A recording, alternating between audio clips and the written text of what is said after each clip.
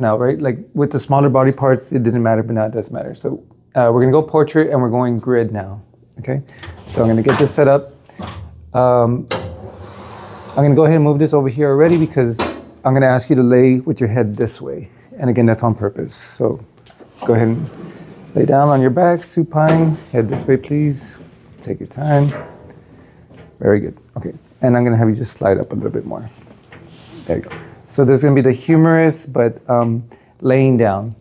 Because not every patient is gonna be able to stand up. So I'm gonna drape the shield. It's only the humerus, I could, cover quite a bit. Just fix this. And it's better to drape it than to put it on. Okay, so what I do recommend is put the arm of interest closer to you so that way you're not having to reach over. So right now I'm gonna perform the humerus of this side, which is his right side.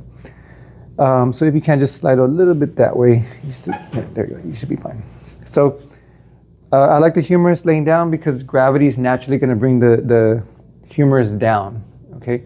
I'm gonna line up my CR, my IR first, so that way I get it out of the way. I don't have to worry about it. It's lined up. I'm gonna go 40 inches, but with the grid. And now that I'm using the grid, this has to be in detent. It has to be in detent. Okay, so it's in detent right now. So it's all lined up. Humerus is a long bone, it runs this way, so I'm gonna use the entire 17 inches for now. So I'm gonna go ahead and open this all the way to 17 inches. And then on the side, the bone itself is not that big.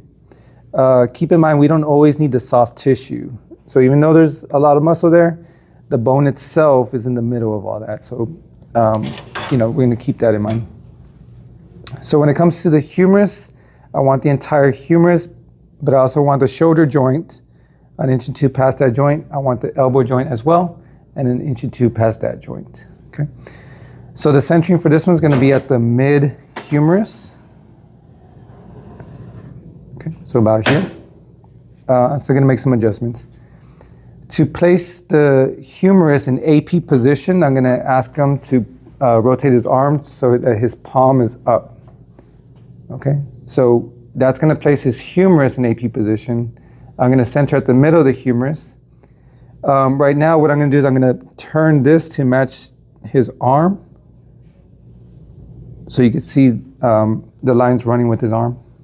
Okay, there's the elbow joint and then past the elbow joint. I'm not quite past the shoulder joint, so I'm gonna make a small adjustment here. And right here would be good.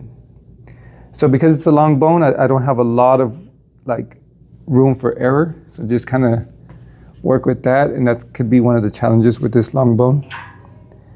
This is the right side, so I'm gonna place a right marker on the lateral side, preferably up here on the shoulder. And now that I rotated this, I have all this extra light, so I'm gonna be able to go tighter. But as far as this one goes, I'm gonna have to keep it all the way open to the 17 inches. So again, I like to do it laying down because gravity pulls the arm down and puts it in a better position here. So we're gonna rotate this arm. So this is the AP humerus. For the lateral, now I'm gonna rotate the arm internally. And this, of course, is after ruling out any fractures. Okay, if this is a fracture, we're not gonna do this. There's another way to take the x-ray if there is a fracture. So he's gonna internally rotate his arm. I'm gonna still center at the mid-humerus. This puts the humerus in lateral position. I could keep the marker there. I didn't have to change anything because I'm still past the elbow joint and I'm still past the shoulder joint. If anything, just a small adjustment, but that'll probably be it. I still want the shoulder joint, so I'm not gonna go too tight, but this is a lateral humerus.